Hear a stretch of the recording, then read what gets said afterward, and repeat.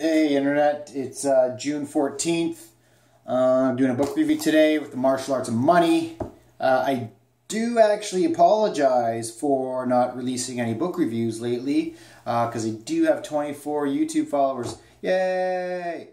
Fantastic. Thank you, all of you, for following.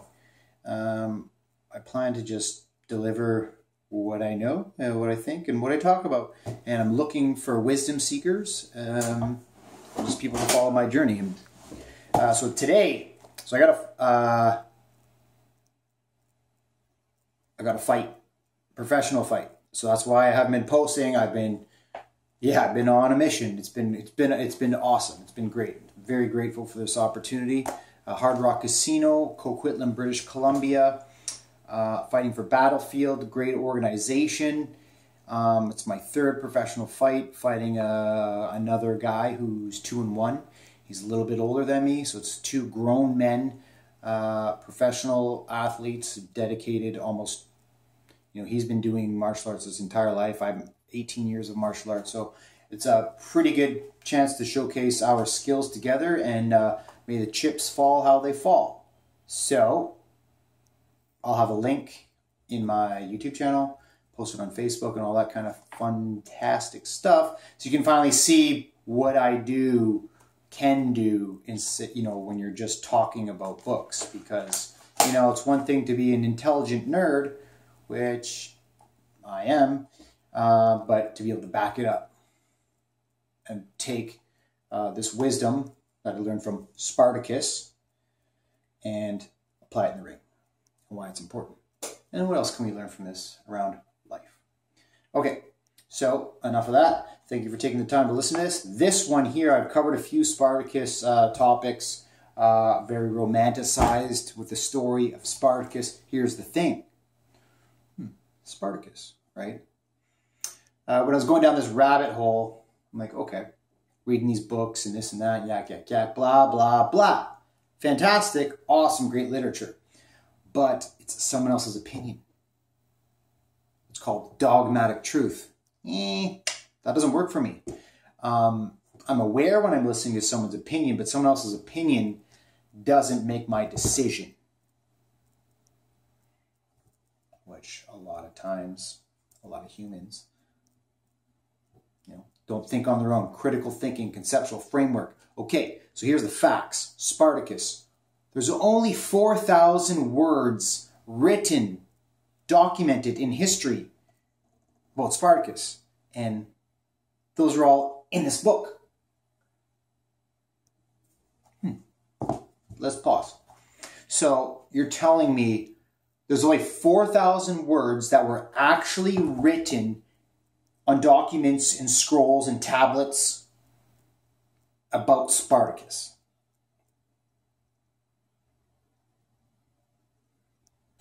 And it's 2,000 years later.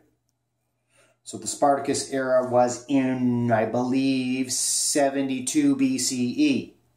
More than 2,000 years ago. Ish. Don't worry about the pennies. Don't worry about the details. 2,000 years ago. Okay, so why is this important?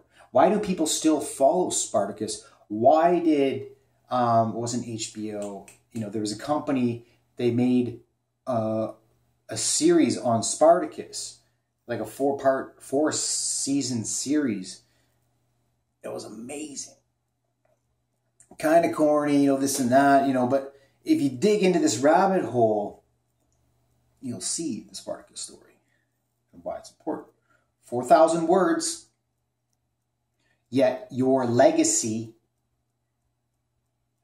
your legend, legit legend, still lives on. Yeah, well, why don't we read those 4,000 words?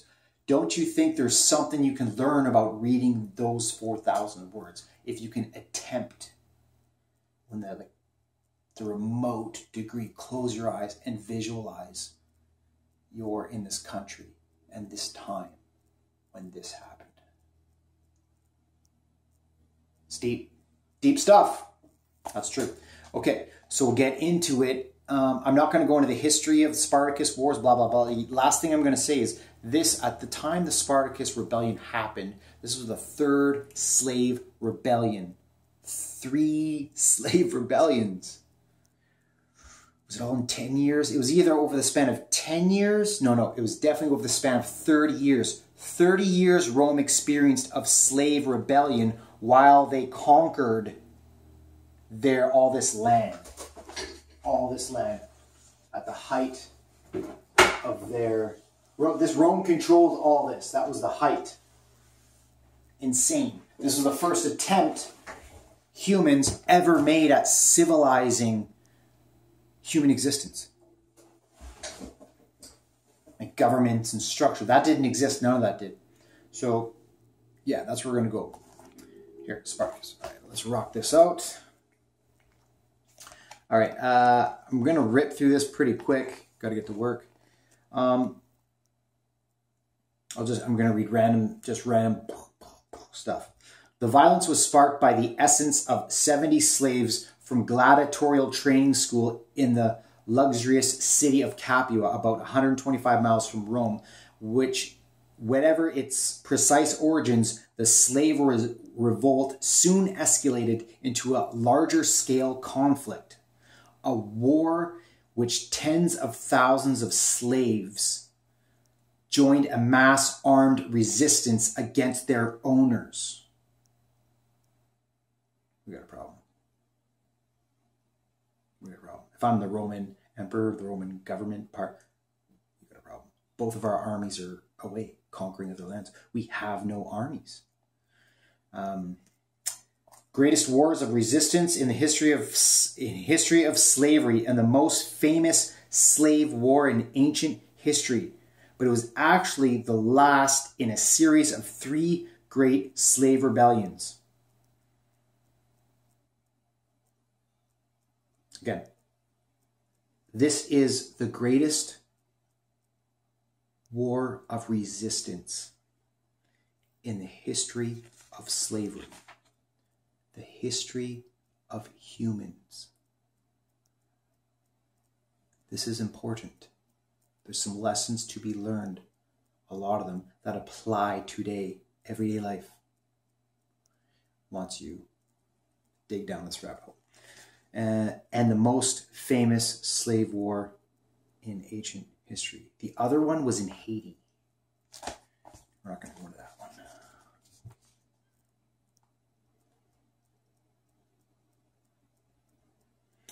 Became involved in large-scale raiding and kidnap operations.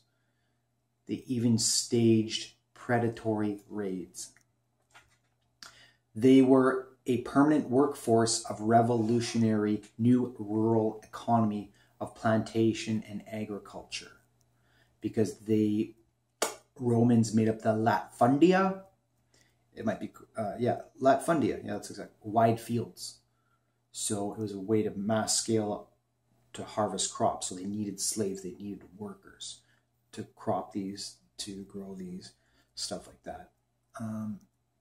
The new latifundia agriculture was oriented toward the production of marketable surpluses needed to sustain the new luxurious lifestyles demanded by the Roman and Italian aristocrats,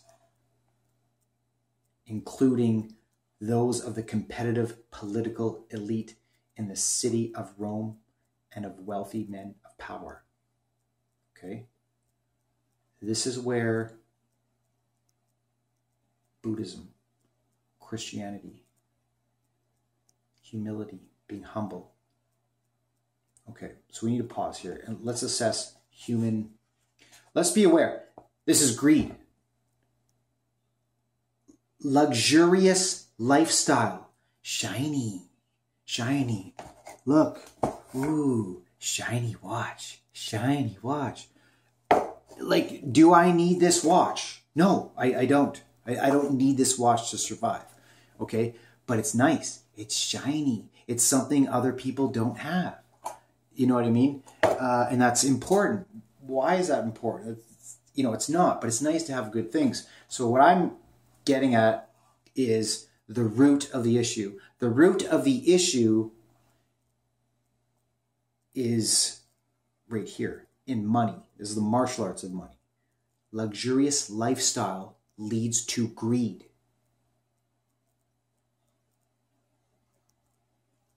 I'm going to back up. Luxurious lifestyles, you need to be ambitious to have a luxurious lifestyle. You can make a luxurious lifestyle without having to slave people at this time. I would agree. However, everything is evolving. People are just figuring things out on the fly. Okay? So the fact that humans, Romans, whatever, like you're just mixing all the people in, whatever. Humans chose to take another human's life, put them in chains, and make them work on farms by, like,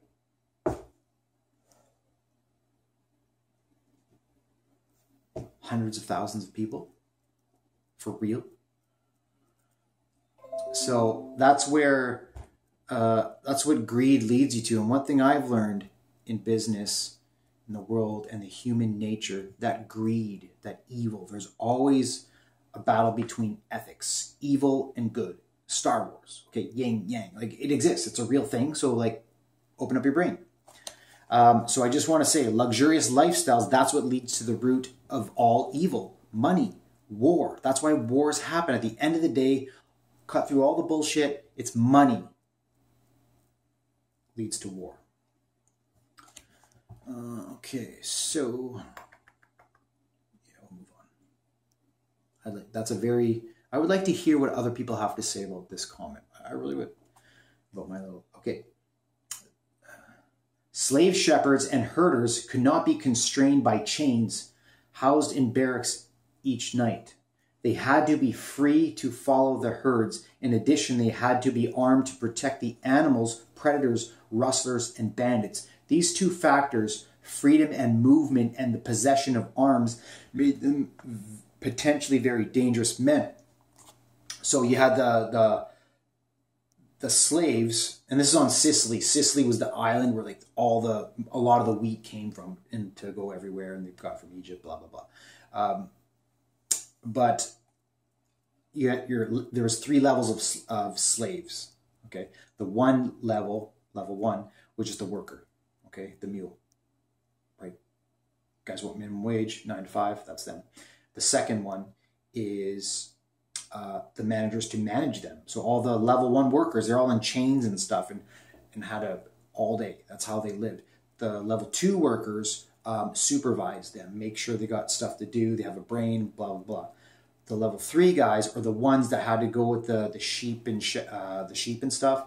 They're the shepherds of the flock, protect the flock, bring them so they could go eat, get grain, protect them from other like wolves, predators. Like this is primal stuff, right? So I found that quite interesting. A lot of, we don't really talk about that. Yeah.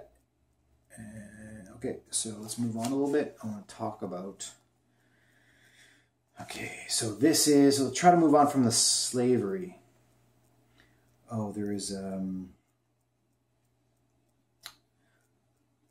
Spartacus emerges as one of the best characters in the whole of ancient history. A general, a noble character, a genuine representative of the ancient proletariat. I don't know what that means, but that's history. That's someone's word. That is, that's, who said that? I don't know. Details. You guys want to look at more details? This is a deep rabbit hole. There's enough details here. Okay. Spartacus became an important symbol of mass political movement that shaped the course of the 20th century, a movement provoked in a part by the visions of Marx himself. So the leader, you do one thing, people follow. You create new frequencies. You do something that hasn't been done before, people will follow if it's there, if it's just, if it's value. And that is proof, that is living proof of that. One thing that really interested me in my study of humanization is this book I read. It's called Titans of History. Yeah, Titans of History. Woo! Okay, Titans of History. Sweet, 650 pages. That's a lot of Titans. So in here, I was very intrigued that a lot of Titans of history were actually people who got in here from writing and sculpting and art.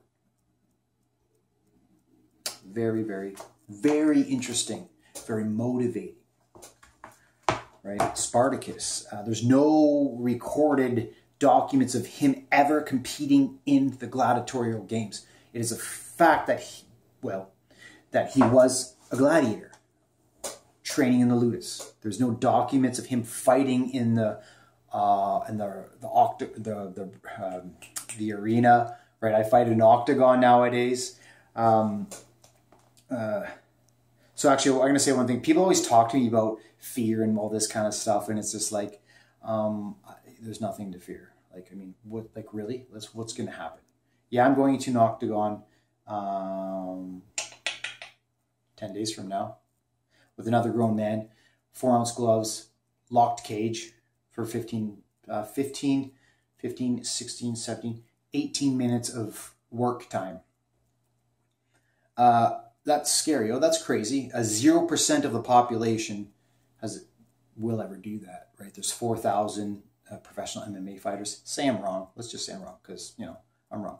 Okay, there's 10,000. There's not more than 10,000 professional MMA fighters in the world. Let's say I'm wrong. Okay, fine. I'm totally wrong. But I'm pretty good with numbers. Got me this far in my life to be able to take the time out to do a book review like this. So let's say 20,000. If you take 20,000 people divided by how many humans on Earth, there's 7.5 billion people on Earth. That is 0.005% of the human population. So what's my point? My point is, it's crazy going into an octagon to fight, but like, really? What's so crazy? Okay, what are the options, scenarios? I get knocked out, okay? My jaw gets broken here. My jaw pinches and blocks the airwaves and takes massive, like a hit right here. I don't have air to my brain and my brain shuts off. You just shut off your computer, okay? Or if I take a head kick, a straight head kick or an elbow here, which is considered blunt damage, knockout here, that's accuracy. If you get hit here or here, that's called blunt damage. That's a way you can get knocked out as well. Those are really the only ways you can get knocked out, the only tools. The tools are coming from your hand, elbows, knees, or feet. Okay? So let's say that's one scenario. Okay, so what happens when you get knocked out is you wake up, you're like, I don't know what happened. Okay, that's fine. You're going to be sore, but you're going to recover, and sure, it looks worse than it actually is. And I've been knocked out twice, not in the ring.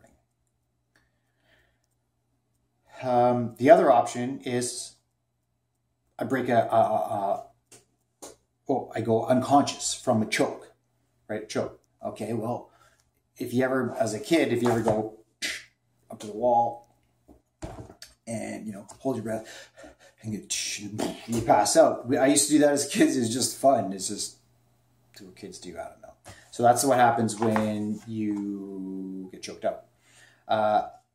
For submissions, I'm going to break an elbow right here. I'm going to break an elbow, or I'm going to break a knee or break an ankle. Okay, I ain't tapping from that shit.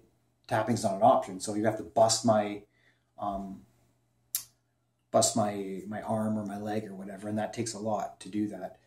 So those are really the only ways you can, the worst case scenarios. Like you have a ref saying, stop. This opponent can no longer defend himself intelligently. The match has to stop, okay? Okay, like these gladiators, what they dealt with, they go in the arena with swords and cutting off each other's body parts until they die. And only the winner survives. And they would put like multiple people in at once, and they have like tigers and shit, like fucking crazy. Excuse my language. But that is crazy. So going, you know, nowadays going into an octagon locked cage, 0% of the population has done this, and is doing this, is not really that crazy. So, moving on. Again, I went on that tangent because it's the martial arts of money. It's who I am and what I do. So there's value. Okay. Ooh.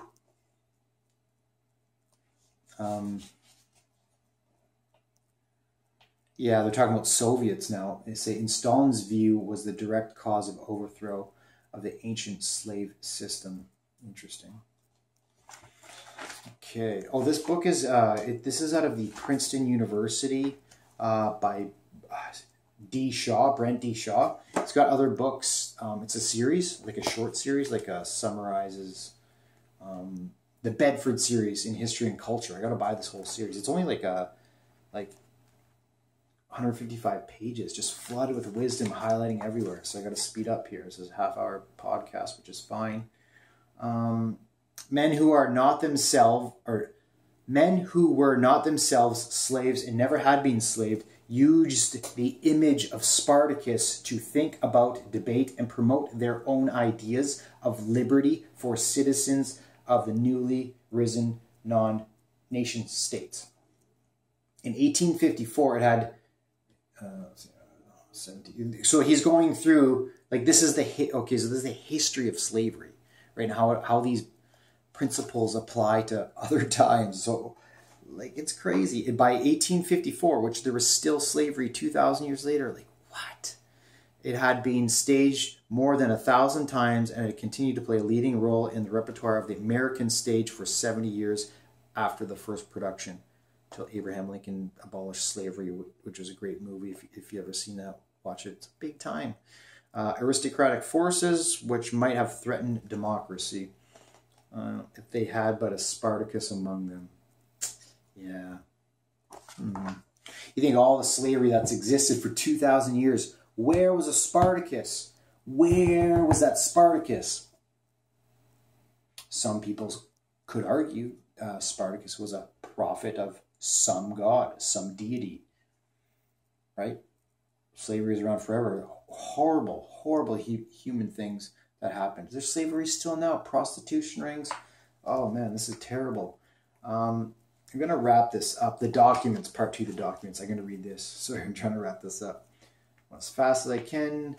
I have observed that slaves undertake their work more willingly when they believe they have been consulted about it and their advice has been accepted, right?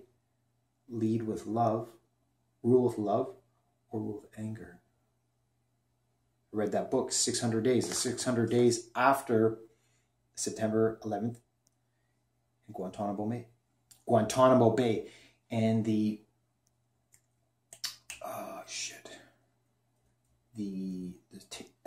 interrogation tactics. The CIA came with the military, waterboarding. Yeah, let's fucking punish people. Yeah, let's hurt them, and then they'll give us information. No, dude, you hit, punish. It's not going to get you the result you want out of someone. So the CIA came in and did more love, right? Oh, what about your family? Wouldn't it be nice to see your family?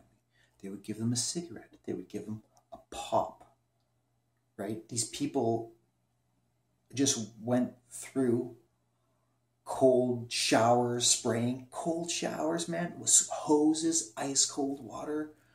That is insane. I do a lot of cold therapy. Not a lot, more. I used to. Once in a while, once or twice a week, 3 times.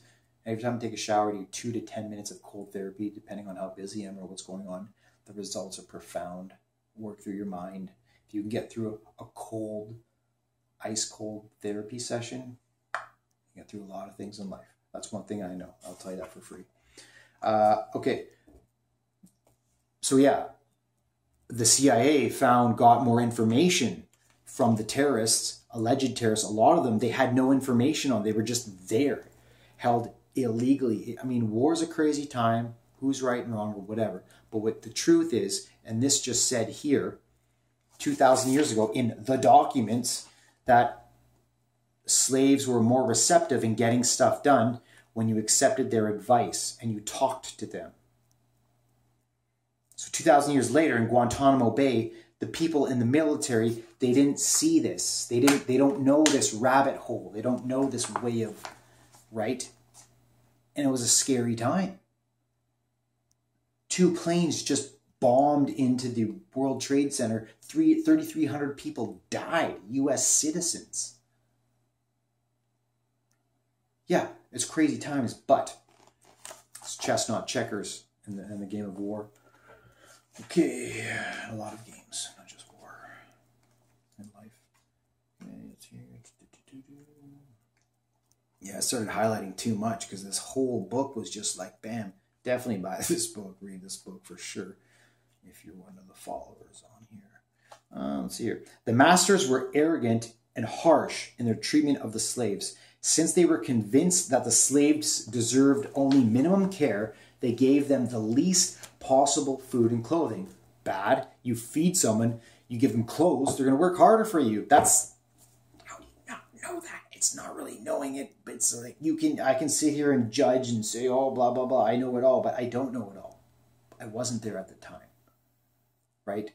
I have a visceral side to me, a mean side. Am I in that position? What would I do? I don't know. What side am I on? I don't know. I definitely would have been a Spartacus type, 100%. I know that if I was a slave. If I was on the other side, I don't know, right? I don't know. Most of the slaves were forced to provide for their own livelihood by becoming bandits. These bandit gangs were scattered around the countryside like detachments of soldiers. The result was that every place in Sicily was filled with murder.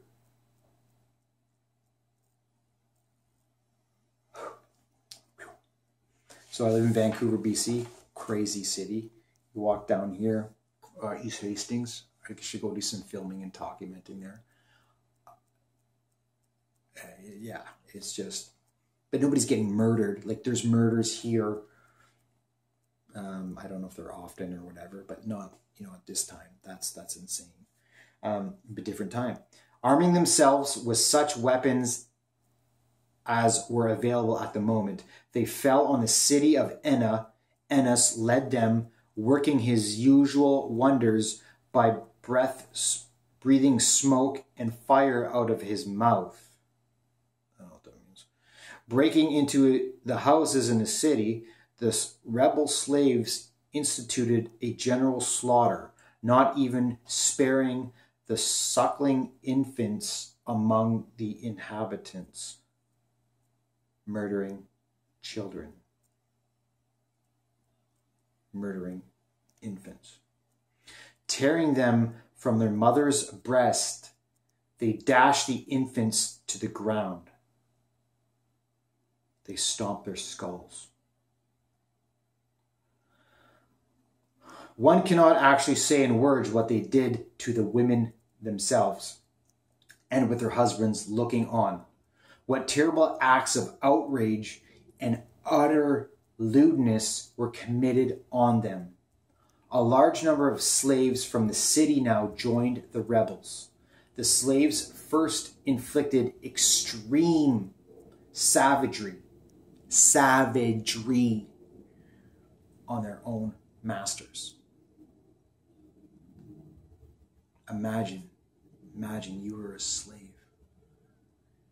You had to work the fields. You were stolen from your home to work on the fields, and they barely fed you. You had to form a bandit. Then you got free, and then you started killing your master. Imagine that. Survival of the fittest. One of the cool things I notice and I see in today's society is that animals, you're starting to see like a bear and a tiger live harmoniously. A dog and a bear live harmoniously. Why is that? All these new breeds, you're starting to see panthers and tigers be brought up as pets in people's houses. Why is that? There's a lot of other examples of animals and stuff. It's because they are fed. They are loved. If you feed, crud, my phone. If they're fed and loved, you don't have to go search for food. So if you got, it's Maslow's hierarchy of need. If you got food and shelter, you're good, bro. Just chill. You don't have to kill everything. Like, I mean, you're good. Just eat. Just keep eating. Just feed, right? But that's where the appetite of the beast, the greed comes in, and gets people going. Like people are money. Like, I worked in accounting firms, man. Like, oh, this number. Like, whoa, let's just back. Like, let's open up our brain here. Let's pause. Okay, let's think about strategy. Let's think about right side, articulate stuff, and then let's combine the ones and zeros and the money and the per hour and the profit margin and the cap rate, the return on investment. Okay, but it's both sides of your brains, and this is the premise of the martial arts of money, the foundation of the martial arts of money. That's who I am. It's what I'm about. Once he was made a master of all the rebels, Ennis summoned a popular assembly and decreed that all the inhabitants of Enna, which was a city, had been taken prisoner and were to be executed, except for those who had some skill in the manufacture of weapons. Ennis killed his own masters. So, a reverse takeover. If you know what that is in business, it's when the minnow swallows the whale. Usually, the whale swallows the minnow, which means, in business terms, a huge company buys a little company, but sometimes little companies buy big companies. So Ennis here, I guess he's a famous leader of slavery, or famous, I don't know, he was just documented. There's documents about him. Took over a city, Enna, killed everyone except anyone who had the skill of forging weapons, blacksmiths. So they got spared, and they had to produce weapons. I think they were obviously probably killed later. I'm speculating, but fine, that's okay. Oh, their total collective strength reached 200,000. 200,000 slave rebellion. So 74 humans escaped the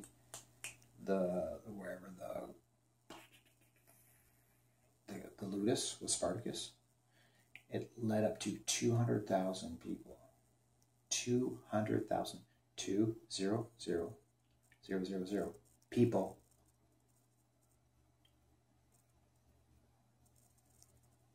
killing Roman citizens. Like, the cops didn't show up, you know what I mean? There's no cop to drive in and flash their sirens and wave a gun. Like, guns didn't exist. It was swords. So, in the end, a Syrian named Serapion betrayed the citadel, and the Roman commander was able to capture all the fugitive slaves in the city.